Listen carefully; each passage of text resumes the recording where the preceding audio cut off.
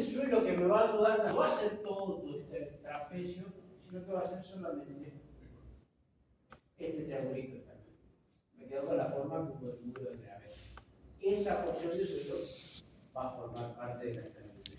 Entonces, en ese caso, las fuerzas son el empuje activo por Coulomb ahora, el peso del suelo por arriba del talón, pero en la cuña A'CD, A'CD, no todo el trapecio.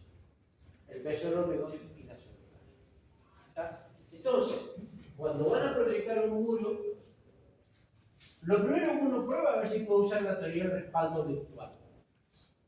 ¿Está? Si uno puede usar la teoría virtual vertical, esta. Si podemos usar esa, porque en esta nos dio bien, fantástico. Ahí, todo el suelo del trapecio este nos ayuda a la estabilidad. Y el empuje está acá y acá aquí. Si no se da eso, si el ángulo neta nos genera una línea que toca el muro, asuman que el respaldo virtual es inclinado acá. Calculen Coulomb y las fuerzas en el hormigón, la sobrecarga, el empuje, y el suelo solamente dentro del triángulo. ¿Está? Con esto ya tenemos las fuerzas. Si tenemos las medidas preliminares y tenemos las fuerzas, procedemos inmediatamente a verificar estabilidad externa y estabilidad interna. Estabilidad externa, interacción suelo-estructura, volcamiento, deslizamiento, hundimiento, asentamiento general. Estabilidad interna dimensionada. La estabilidad externa local, volcamiento, igual que hoy. Igual. ¿Cuáles son las fuerzas que generan momentos estabilizantes? El peso. Supongamos que aplicamos Rankine en el respaldo virtual vertical. El peso del suelo el 1 por su brazo de palanca. El peso del suelo de esta cuñita por su brazo de palanca. El peso del hormigón. Todo lo que hace que esto no tienda, tienda a equilibrarse respecto a una rotación en C. ¿Quién me genera el volcamiento?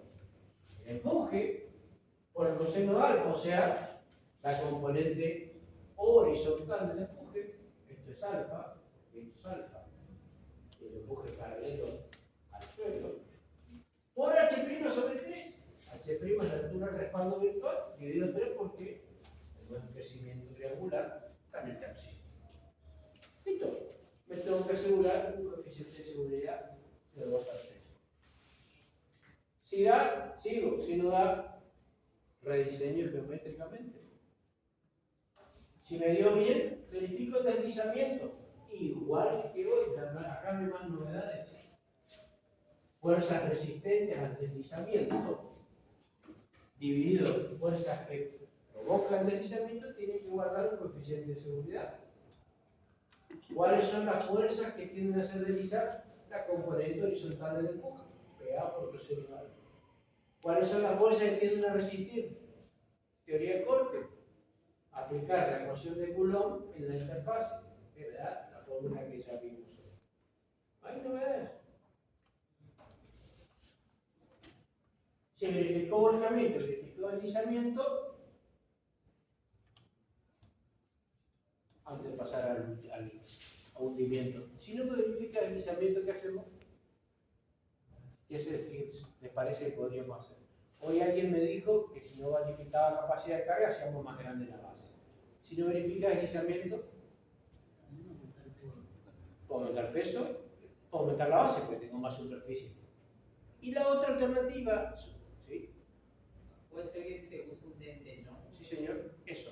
Al ser hormigón armado, puedo usar un dentellón. Son elementos sometidos a fricción y corte, yo los puedo dimensionar o verificar con la cauda. Es esto de acá. Yo le hago un dentellón acá abajo y lo que hago es aumentar la componente de la resistencia pasiva que supone el deslizamiento. Es una alternativa. Claramente, este elemento, cuando empuje para allá, va a tratar de romperse por corte, romperse por fricción, se dimensiona como hormigón armado, estabilidad interna. ¿Está? Bien, suponiendo que resolvimos el problema de deslizamiento, nos queda la falla por capacidad de carga. Y es exactamente igual que en el muro de gravedad.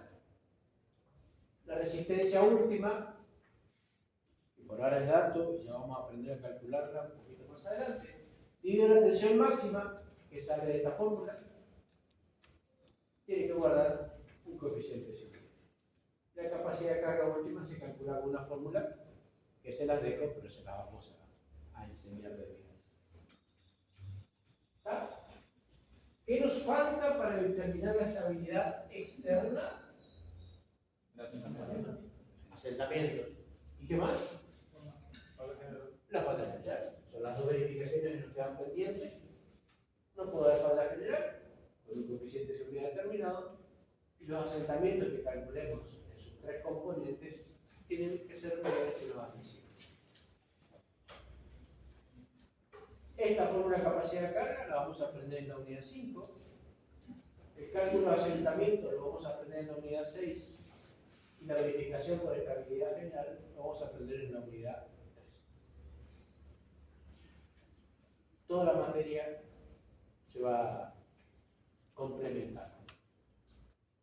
Tenemos que llegar a fin de cuatrimestre sabiendo hacer. Y ahora viene el análisis de estabilidad interna, que se ve en nuestra materia. Vale, les dejo algunas ideas. Para calcular la estabilidad interna, esto se calcula como 3 piezas de hormigón armado. Una alzada, que es una losa de hormigón armado parada. Una puntera, que es una losa de hormigón apoyada en el terreno hacia adelante. Y un talón, que es una losa de hormigón apoyada en el terreno para atrás. Que están sometidas a los esfuerzos típicos del hormigón armado, flexión y corte. ¿Está? Normalmente las secciones críticas están ahí.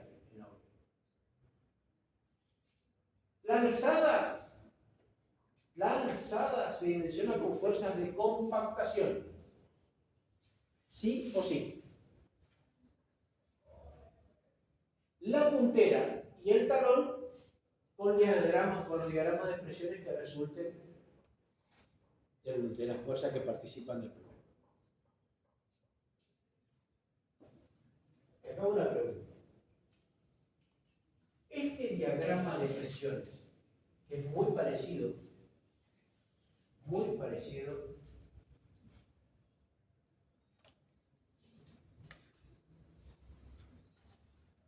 a este. Tiene esta misma obra, pero acá estoy haciendo estabilidad externa y acá estoy haciendo estabilidad interna. Acá tengo un diagrama de presiones para asegurarme que el suelo no se rompa. Después uso este diagrama de presiones para ver los asentamientos. Y después uso ese diagrama de presiones, entre comillas, porque son las fuerzas que me van a solicitar al pie y al talón. ¿Estos diagramas son los mismos, o este diagrama es el mismo que los anteriores? ¿Por qué no? Es la misma obra. ¿Es el mismo o no es el mismo? ¿Saben por qué no es el mismo? Las fuerzas son las mismas. Es la misma obra, el mismo empuje de suelo, todo igual. Pero pasó una verificación de estabilidad interna. Pasé a verificar hormigón armado y entro al mundo de los factores de mayoración de carga y tensión de resistencia.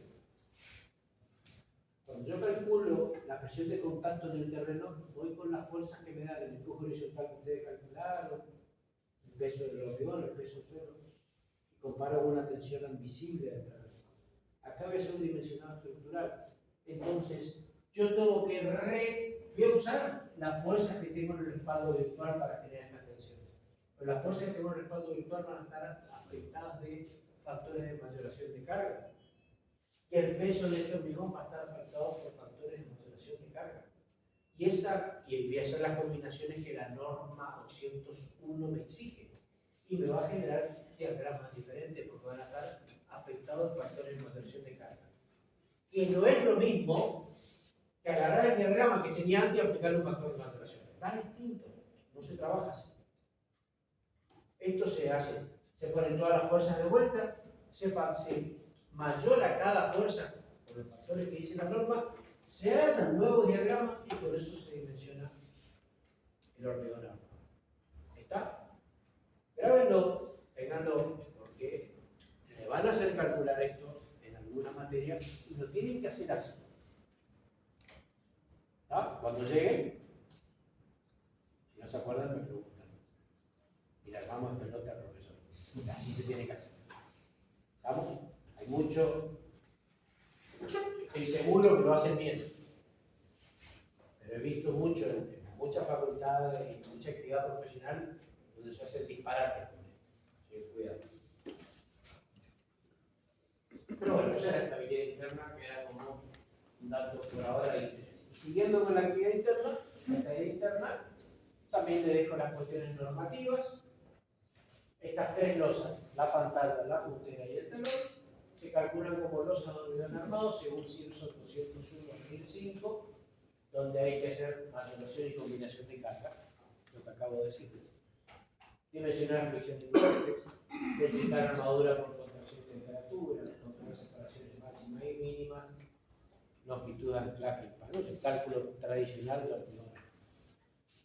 Y si fuese un muro de puente, usar la serie de 200. Preguntas hasta acá.